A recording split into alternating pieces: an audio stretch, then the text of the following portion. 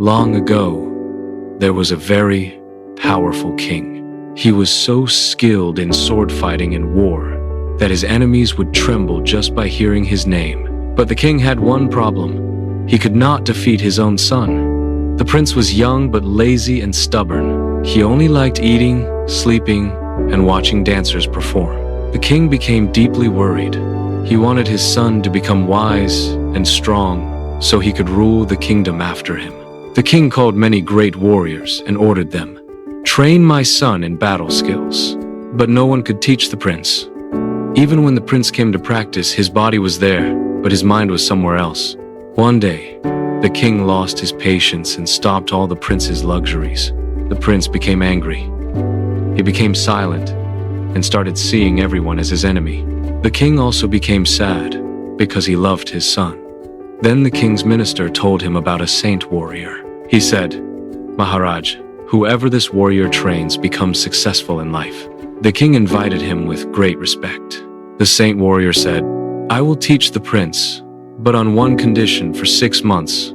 The prince must follow my orders and you must not interfere." The king agreed. When the warrior met the prince shouted, "I don't want to learn anything. Why do you people keep coming again and again?"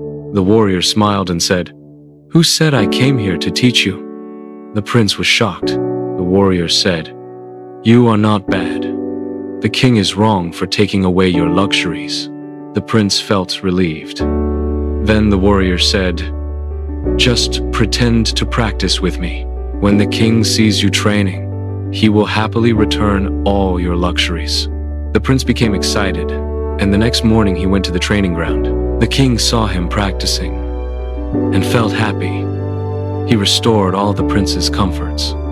At first, the prince was only acting. A little practice, then sleeping and watching dancers perform. But after a few days, something changed. He started feeling stronger. He started enjoying the power in his body. One day, the king and the royal court came to watch. That day, the prince used his sword so beautifully that everyone stood up and clapped loudly. The prince felt proud. He went to his master and said, "Master, I want to become the greatest warrior in this kingdom. I promise I will practice as much as you say, and I will leave the bad habits you forbid." Now comes the biggest twist. The king in this story is you, and the spoiled prince is your mind. Your mind only wants comfort. It wants instant pleasure, social media, entertainment, and music, easy dopamine. Psychologists have proven this many times. The human mind is not pressure-driven. It is reward-driven. It does not care what it will get in the future. It only cares what it gets today. That is why 95% of people fail to achieve big goals, because big goals do not give instant rewards. So the secret is, no matter how big your goal is, break it into small parts, and after completing each part, give your mind a small reward. When the mind starts getting rewards, it begins to love hard work.